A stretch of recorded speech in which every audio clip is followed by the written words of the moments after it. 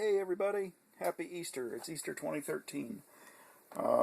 Believe it or not, you're watching this video quite some time after this. I'm at home. It's a holiday weekend.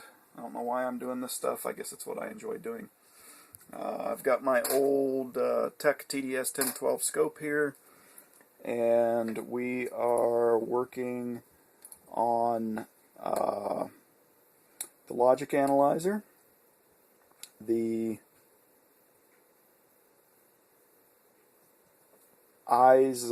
This is the clock generator. So we've instantiated a debounce circuit to debounce the button on the mom button on the XEM breakout board, and it when you click and release, it counts. I guess I didn't debounce it quite good enough there, but it counts through, and those bits tell me which of the 8 clocks are selected.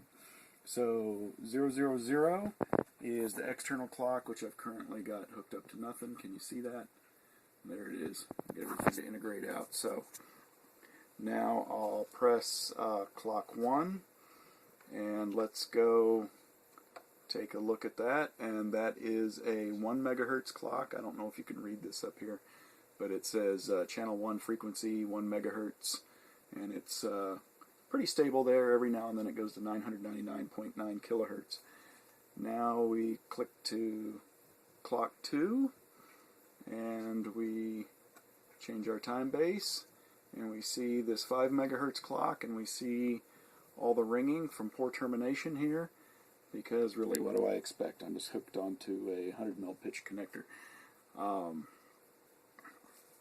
Now we'll hit the button again and go to 3, and that is a 10 megahertz clock. And now let's go to number 4, and here we have a 20 megahertz clock. Ugly waveforms, especially this negative going bit here is nearly 2 volts. This is 3.3. So this is 3.3 volt signaling, and we're seeing a negative 2 volts here, 2, 4, almost up to 5 volts on the ringing on the pins. So that's pretty ugly. It makes me worry a little bit that we could blow up a device, but so far so good, I guess.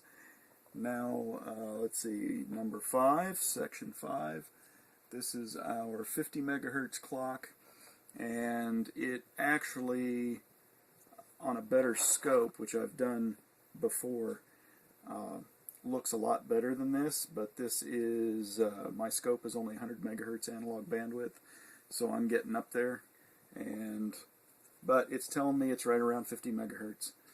And now I go to step 6. There's my 100 megahertz. It's telling me it's 100. Well, yeah, it seems to average about 100 megahertz. And this is the bandwidth of my system. So I'm seeing the fundamental basically, and that's it. And now when I go to the next step, that's a 200 megahertz clock. It basically goes away because this guy can't read it. But my clock frequency is sitting around here, bouncing around up around 200 megahertz or so. And I have done this previously, something very similar, on a good scope, or at least a better scope. This isn't a bad scope. And it measured that just fine. So yeah, I was seeing 200 megahertz out there. So that's it for now. Happy Easter. And it looks like the clock generator is mostly working. Bye.